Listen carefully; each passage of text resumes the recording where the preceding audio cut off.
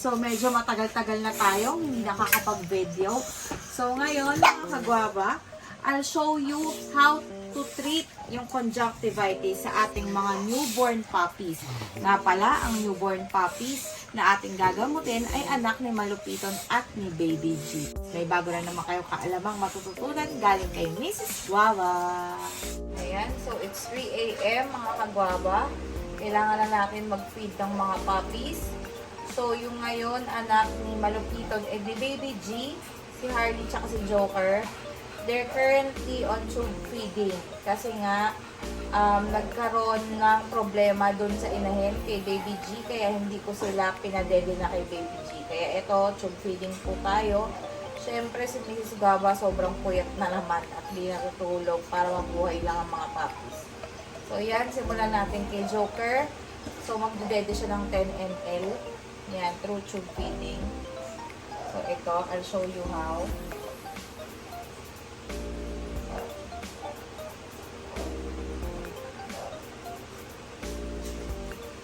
Yan. Siyempre, meron tayo ng puppy boost. Ayan, may puppy boost tayo mga kagawa. So, ito guys, hindi kayo marunong, huwag niyo po itong gagawin ha. Kasi hindi po ito madali. At hindi po ito kasing simple lang katulad ng ipapakita ko sa inyo. Ang tube feeding po may sukat po. May sukat. Kung paano natin ipapasok yung tube sa loob na hindi mapupunta yung gata sa kanilang mga lungs na dapat ay direkta sa stomach nila. So, let's go!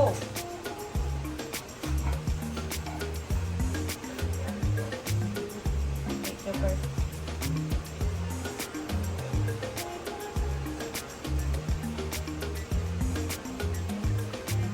So, yan.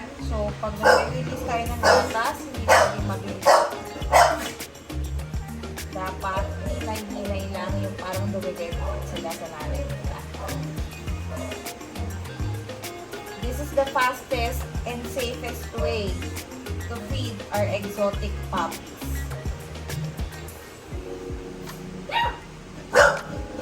Yan. So, tapos na si Joker. So, syempre, papa-birth natin si Joker. Ayan. Okay na. And then, papaihiin natin siya.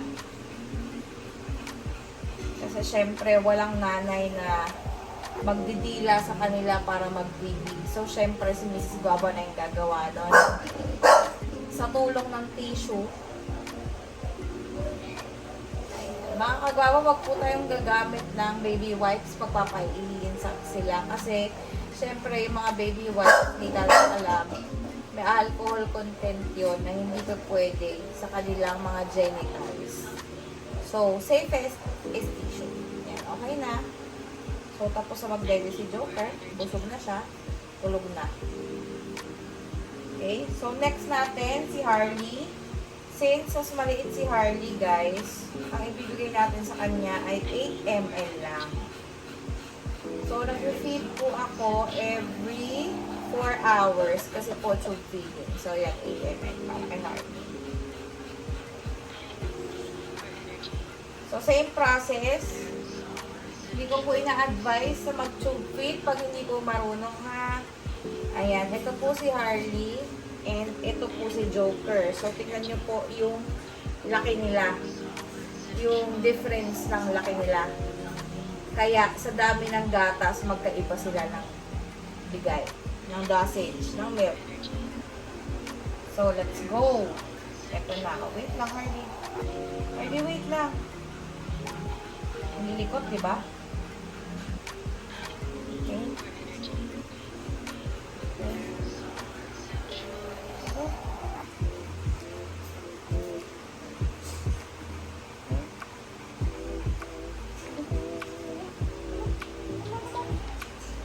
Same process. Yan. Sa tube feeding po, dapat nagsasak din yung puppy sa tube. Ayan, katulad niya, gumagalaw ang kanyang bibig. So, feeling niya, nagsasak siya sa kanyang mommy nipples. So, dahan-dahan guys, ha. Hindi tayo pwedeng bibigla ng bigay ng pasok. Ayan, tapos na. So, huhugutin niya ang tube. Ayan na. Si Harley ay busog na. Magpapa-burp na tayo, guys. So, same as si Joker, papawiwingin natin. Tagal magwiwi. After tayo mag-feed, kailangan papaihigin natin sila or papapupuin. Every other, pag nag-tube feed, every other dede sila nagpupo. So, ayan guys. Yan, ganoon lang kadali. Ang tube feeding guys, matagal ko nang ginagawa ever since po na nag-breed kami ng exotics. Yan. Matagal ko nang ginagawa ang tube feeding, lalo pag nagkakaroon ng problema ang gatas ng inahin. Tignan si Harley, napaka-cute. Pakaliit. Ayan. So guys, sabi ko nga kanina dito sa Harley meron din. Si Joker meron din. So, since hindi pa nila nagdidilat ang kanilang eyes, ang ginagawa ko po dito ay lagi ko lang pong nililinis ng cotton or ng baby wipes na alcohol-free. Na alcohol-free po. Any baby wipes na alcohol-free and antibacterial will do para ma-clean, and then nilalagyan ko po ng eye ointment. Ayan. So, kailangan po natin kasing agapan to yung conjunctivitis kasi po kung hindi natin to maaagapan at kung hindi maaalis yung mga pus po sa loob ng kanilang eyes is maaari po silang mabulag. Ayan mga kagwaba. So, papakita ko sa inyo kung ano po yung ointment na ginagamit ko and kung ano po yung wipes na pinapanlinis ko sa kanilang eyes. So, every 8 hours ko pong ginagawa yon. Nakikita niyo po yung eyes nila sarado pa. Magkukusa po yan para po yung nana napuputok na parang magkakaroon siya ng konting butas doon sa kanyang eyelids na maglalabas po ng pus. Ayan. Pero hindi niyo po kailangan pisilin ha. Pwede niyo pong lagyan ng puwersa, not puwersa, para pag ginanon mo lang kasi magkukusa siyang lalabas. Pero ito kay Joker kasi wala pa siyang butas, so wala pang lalabasan. Si Harley kanina po meron na, kaya medyo lumiit na yung kanyang eyes kasi nalitis ko na. Ayan, so tara papakita ko po sa inyo kung paano ko sila lalagyan ng ointment sa mata nila habang sila ay nakapikit pa at hindi pa dumidilat. And guys nga pala, normally nangyayari to from newborn up to 14 days old ng puppies po, yung conjunctivitis. Dahil po ito sa infection na nakukuha sa loob ng tiyan ng inahin, lalo puputok po yung amniotic fluid at nawalan sila ng balo. So guys, these products are not sponsored. So ngayon po ang gamit ko pong wipes is ito. Alcohol-free wipes po siya. Ayan. And then ito po yung ointment na ilalagay natin sa kanilang eyes. Dahil ito po yung safest na eye ointment. Ophthalmic ointment po ito. Hindi po ito ointment para sa sugat. This is ophthalmic ointment. Ginawa talaga to para sa mata, sa tao, and sa ating animal. So first po, ilinisin po muna natin yung kanilang eyes.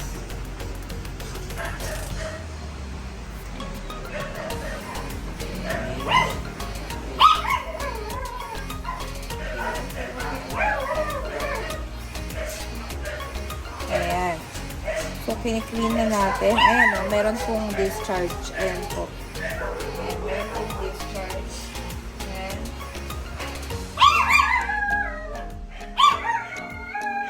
Nalagyan na natin siya na ointment.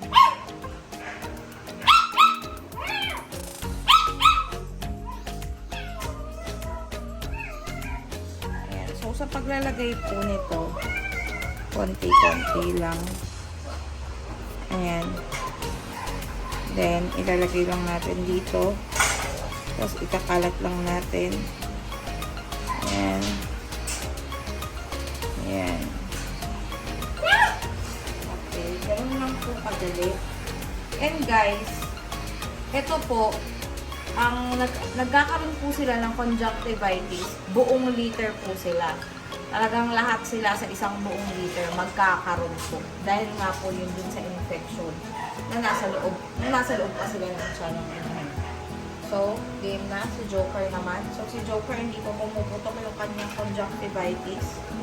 Don't use the same baby wipes po na ginamit kasi syempre may pus na yun. So, huwag malikot anak. Hindi naman. Tignan mo natin. Yan. Sabit. Diba ang hirap maglinis ng puppy pag malikot. Yan. So, linisin lang natin. Alam niya, dideli siya eh. And then, maglalagay po tayo ng eye ointment. Kasi pag gagamit tayo ng drops, wala naman tayo unang-unang ida-dropsan kasi hindi pa bukas yung eyes nila. So, safest talaga yung ointment. Para at least kahit nakasarado pa yung kanilang eyes, eh maa-absorb. Ayan. So, feeling ko, itong kay Joker ay puputok na ito bukas. Ayan. And guys, so, tignan nyo, maga yung kanyang mata.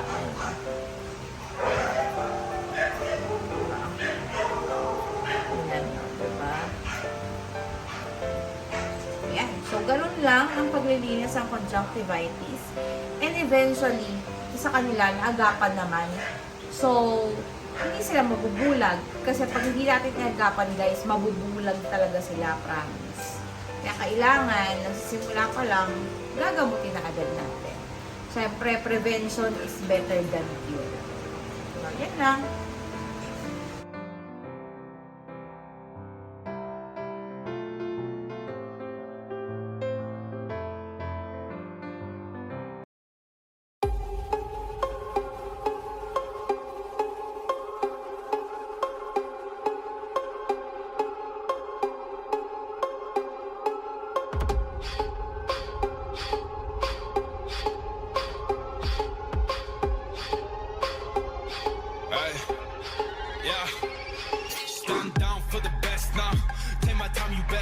In the next stop, throw a rollie with a iced out, cussed out. I see when time's out, get my burst out, fucking time's out.